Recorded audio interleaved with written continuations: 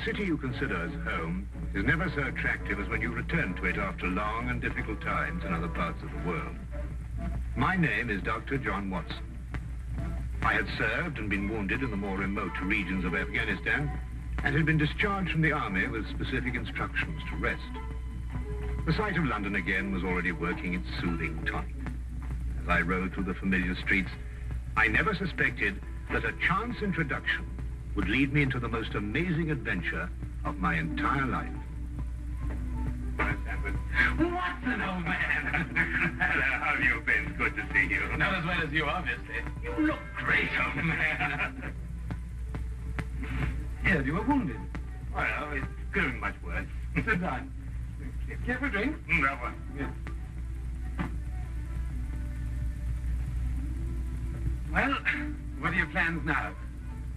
Got nothing really at the moment. I'm looking for lodgings. Trying to solve the old problem of comfortable quarters at a reasonable price. That's odd. The second man today that's used that expression. Who's the other? Well, you wouldn't know him. He's doing some work in the chemical laboratory at the hospital. Might be interesting. Yes, well, I wouldn't mind sharing a flat with somebody if he was all right. Well, Anything wrong? Oh, no. He's rather strange. Well, what's wrong with him? Nothing wrong with Holmes. That's his name, Sherlock Holmes. Well, when I saw him this morning, he was doing some research with a corpse. Oh, what was he doing? He was beating it with a stick. I beg your pardon? Did you ring, sir? 2 shillings, please. Very good, sir. What did you say this Sherlock Holmes fellow was doing? He was beating a corpse with a stick. Oh? What in heaven's name do you want to do that for? He wanted to find out if it was possible to inflict a bruise on a body after death. Why? You know? Did you ask him? There's another strange thing about this Holmes. Somehow, one never thinks to question him. No.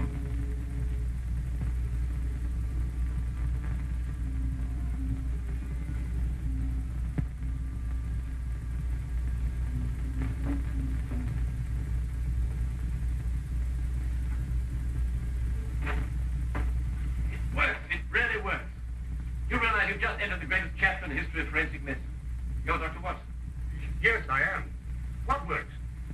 Foolproof test for hemoglobin. You realize what this means, of course? No, I don't. You must be Sherlock Holmes. It will create a revolution in criminal investigation. Yes, I'm Holmes. How did you know I was Watson? Because you've just come back from Afghanistan. How do you do? How you do? How did you know I just come back from Afghanistan? Well, it's written all over you. The problem has generally been that a man is suspected of a crime months after the crime is committed. Then when they find bloodstains on objects of clothing, they can't be sure if it's blood, mud, or rust stains. But this solves the whole thing, of course. Oh, of course. Of course. Stanford told me you're looking for someone to share a flat you'd found. You know, if this test had been in existence a year ago, it would have meant that von Bishop of Frankfurt would most certainly have been hung. And that goes for Mason of Bradford, Muller, and O'Fay, naturally. Naturally. Who are these people? Did you know, I'm delighted to meet you, Watson. I think you'll like the flat. It's in Baker Street, by the way. Oh, we could pop round this afternoon and have a look at it if you can. Yes. Oh, yes, Ronald, I'd like that. Good. Did you mind if I play the violin? No, go right ahead. No, I don't mean now. I mean when we're sharing the flat. Oh, no, of course not. I like a bit of good music. Oh, good. I'm not very good. Oh. Tell me, Holmes. Yes. How did you know I just got back from Afghanistan? Well, it's obvious. Now, that's what you said before. It's a bit obvious. You're a doctor, that much we know. But with the air of a military man, therefore an army doctor. You've acquired a sunburn. I know it's not your natural color because your wrists are white. Your eyes tell me that you've recently been ill. I'd say some sort of tropical fever. You use your left arm stiffly as though you've sustained a wound. Now the problem becomes, where would an army doctor have contracted a fever, sustained a wound? The answer, my dear Watson, is in the present campaign in Afghanistan, naturally.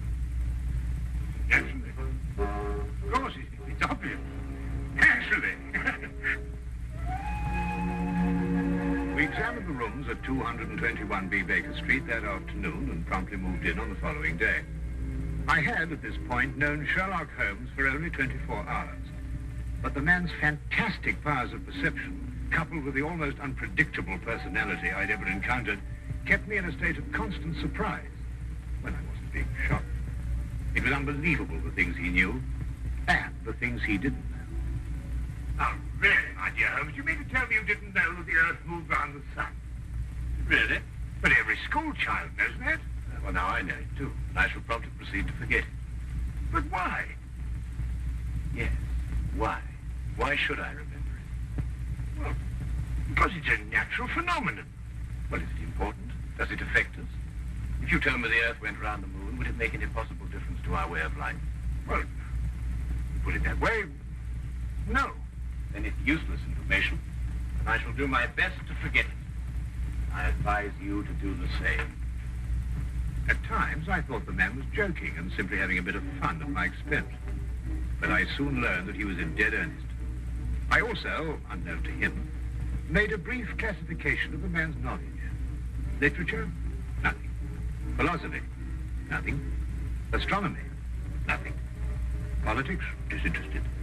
Botany? He knew everything there was to know about poison and absolutely nothing about practical gardening. Chemistry? Profound. Sensational literature? Without question, Sherlock Holmes knew the details of every horror perpetrated in the last 100 years.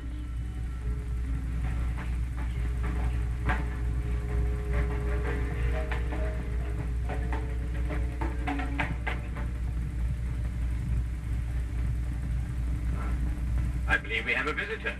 Really? Who's coming here? I believe so. I would also say he's a retired sergeant of Marines. Oh, you know the man? Never clapped eyes on him before in my life. Well, in that case, that's one of the wildest statements I ever heard. How can you possibly guess he's a retired sergeant of Marines? You've never seen him. A guess, my dear Watson. A calculated deduction. Yes, he is coming up here. Do you mind if I ask him his profession? Oh, by all means. Now, where did I put my violin case? Oh, it's over here.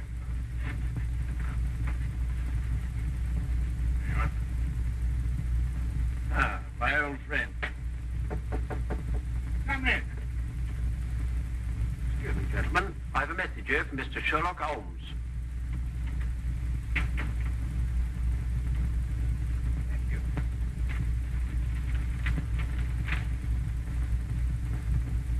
Excuse me. Sir? Do you mind telling me your occupation? Not at all, sir. I'm a civil servant employed by the police department. Thank you. I just wondered. Not at all, sir. How long have you been with the police department? Just a year, sir. Before that, I was a sergeant in the Marines. Good day, gentlemen. How did you know? An interesting letter, Watson. A very interesting letter. Perhaps you'd like to come with me. Where? To catch a murderer, of course. Of course.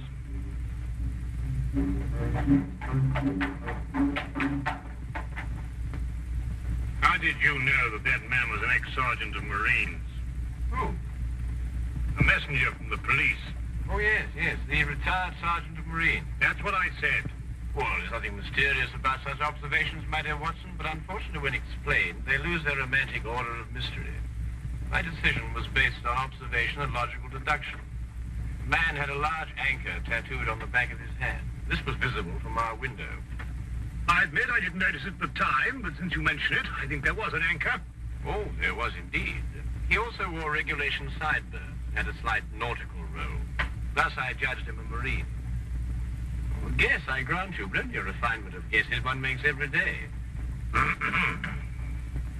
Don't be so disgruntled, Watson. Test your own powers of observation. We are entering the perfect situation. No? What are we entering? A house that holds a murdered man.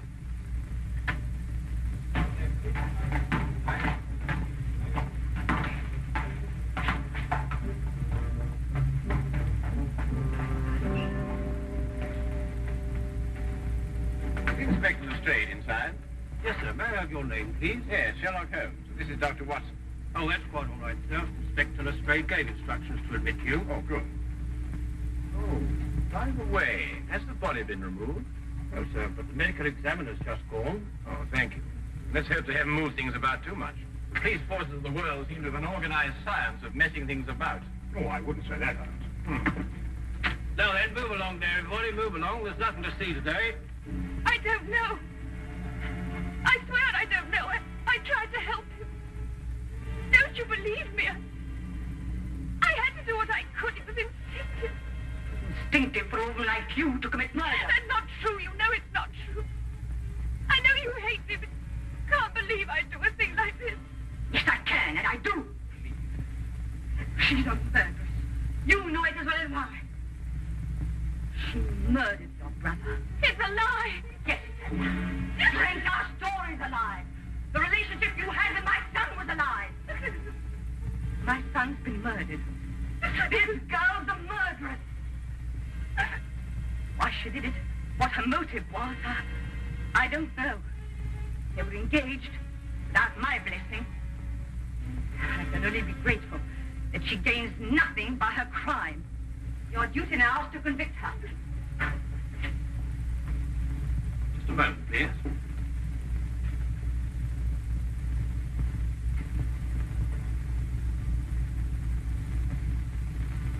Notice the angle of incision, Watson. Yes. And the force of the blow and the general penetration of the upper region of the chest. How long would you estimate before loss of consciousness? Well, it's difficult to say. 36. Oh, between the two. I see. And death? Shortly thereafter. 2 minutes. 3. 3 or 4, I'd say. Thank you, Watson. All right, take him out. Forgive the interruption.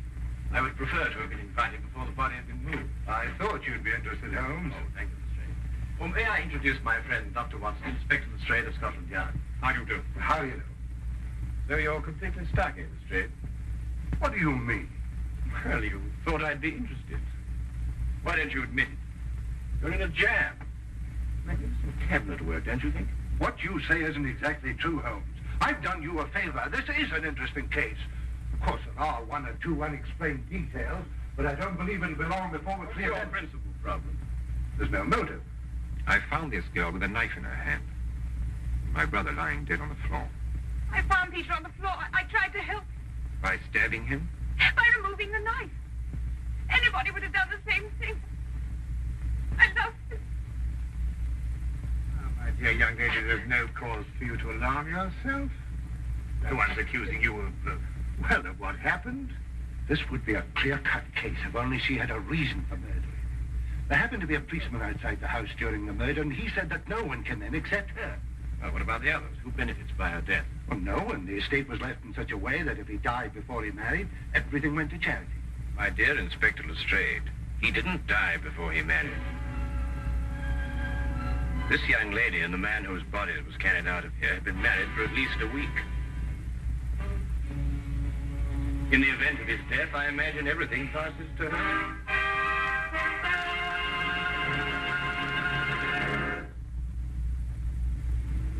And now we return to the case of the Cunningham heritage.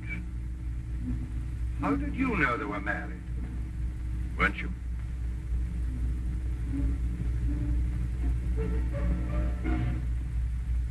Yes, a week ago.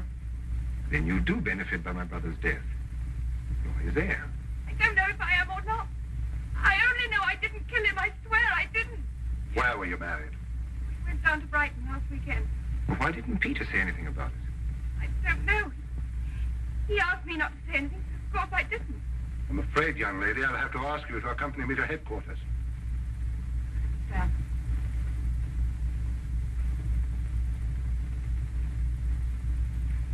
Inspector, I think I should tell my mother. Oh, yes, of course. Tell me, Holmes, how did you know they were married? Well, the man's hands had the remains of a sunburn and the fading marks of a narrow ring, but not as yet that indentation of the finger a ring generally leaves. A weekend in the sun at Brighton explains the whole thing perfectly. I didn't notice these things. Yes, I know. The young lady's hands were also sunburned, and to the same degree. Then the case is solved. Yes, it would appear so, wouldn't it? What are you looking for? Bloody you. See that? What? Here. Use this. Well, that's only the cut in the carpet. Yes, but it's a fresh one. Yes, but what does it mean? That's a good question. You'll stop looking for clues now, Holmes. Ah, you've solved the case then. Completely. Oh, splendid. Seems this girl had a record. 9 months in the woman's prison in Holloway, from the 21st of February 1892 to the 21st of November 1892. She was employed as a governess and convicted for stealing £300 from her employer. It's quite true. I knew you'd find out sometime. I made a mistake 5 years ago, but I paid for it. But Peter knew all about it before we were married. I never tried to hide it from him. You didn't know what else you had in mind. I had nothing else in mind except that I loved him. I'm afraid I must ask you to go with the officer, miss. Rather, madam.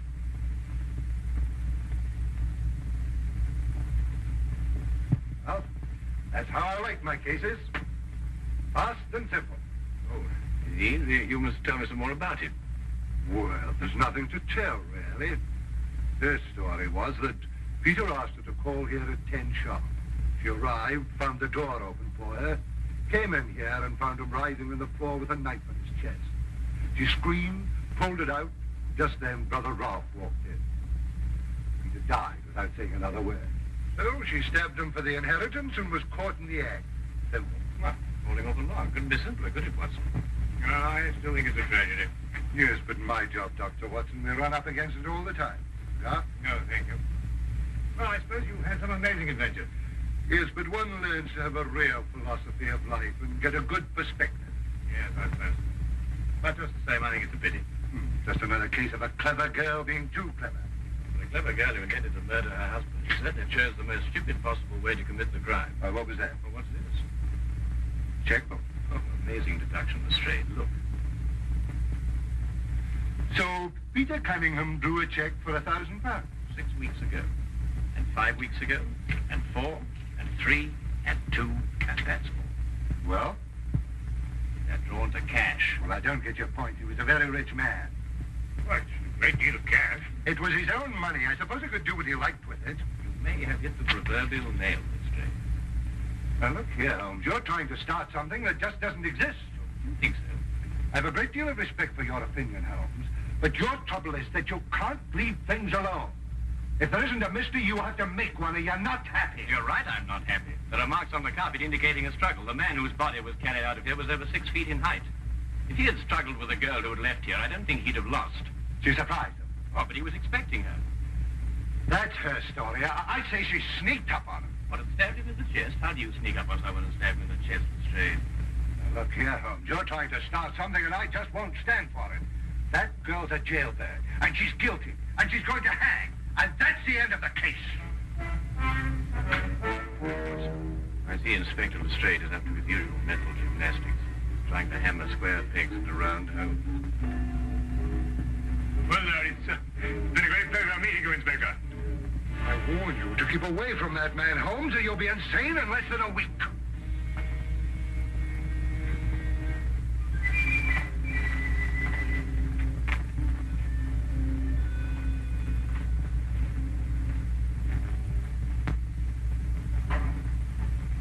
What time is it?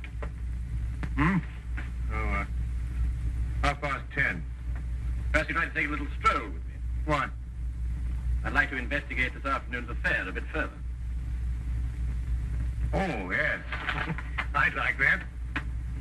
I thought you'd forgotten about it. Not at all. I've been thinking about it all evening. Shall we go? Then we must exchange our thoughts en route. Where are we going? To the Cunningham house. I didn't know you made an appointment there. I didn't. Oh, well, who do you expect to see? No one, I hope. Well, I'm terribly sorry, Holmes, and I don't understand what you mean when you say you want to go to the Cunningham house. You can't do that. What? Well, you can't break into the house. Why not? It's against the law, that's why not. Why, if we're caught. That's it. What is? If we're caught. But that makes no difference. Makes no difference at all. The thing is, if we're caught, it's against the law.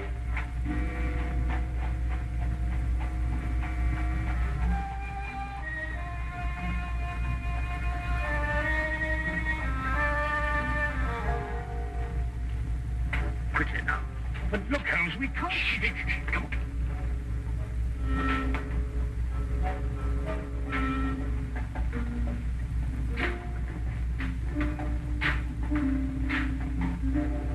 evening, Inspector. Good evening, Sergeant. Everything all right? Yes, sir? I just thought Sherlock Holmes might have dropped by. Where'd you get the key? The key's a burglar's too. A burglar's too? Street clear? Yeah.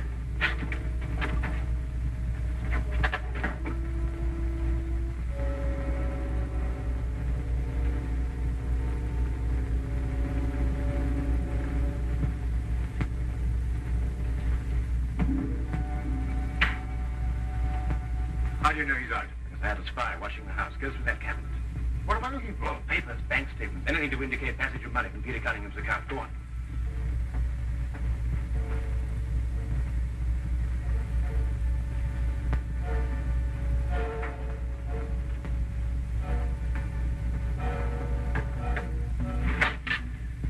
It's absolutely ridiculous. Looking for something and you don't know what in order to catch somebody and you don't know who. Quite ridiculous. Nothing over my side. Keep looking. Who do you think's got it? Whatever it is we're looking for. Why did Peter Cunningham try to hide the fact of his marriage? A week or a month put the main indifference as far as his mother was concerned. She would never have consented to his new bride anyway.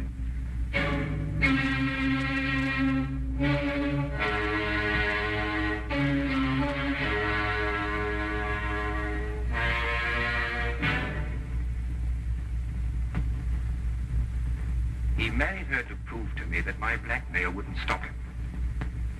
And then he withheld the fact in order to give me 1 week to clear out of the country before he exposed me. The money he paid you went to buying up your promissory notes. I was being pressed, Mr. Holmes. My brother's engagement to a jailbird gave me a perfect opportunity to extract a little money from him. In fact, if he hadn't been such a bullhead, it would have gone on for quite some time. The jailbird, as you put it, makes the perfect murder suspect. Perfect, Mr. Holmes. And you and Dr. Watson make perfect burglary suspects. When I report your death to the police, they can't possibly blame me for defending the sanctity of my home.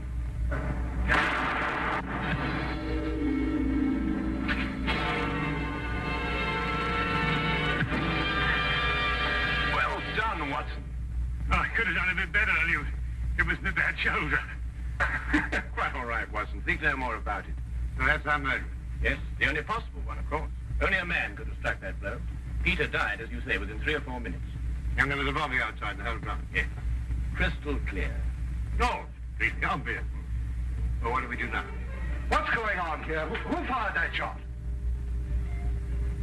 We will sit with the good inspector, and with the aid of our evidence, a bit of logic, and a few simple diagrams, we will endeavor to convince him that night follows day, and that 1 and 1 inevitably makes 2. How did you two get in here anyway? Now, Inspector, calm yourself, calm yourself. Come, sit down. Now, here's a good friend to sit right here. Now, you see, we have a great deal to talk about.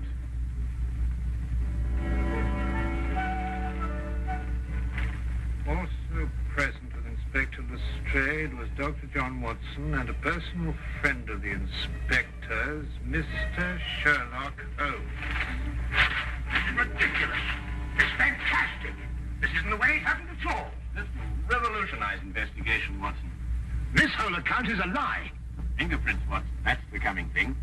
No nonsense. What are you going to do about this? Bit more research. Here, give me your fingers on the sheet of paper. Oh. Are you going to sit there with these disgusting little smudges and let them get away with this? Beg your pardon? Well, I won't.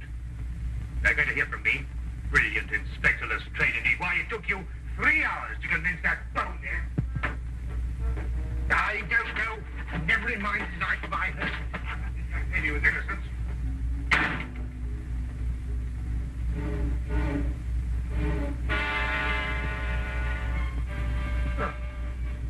I wonder if he got more than a shoulder wound in Afghanistan.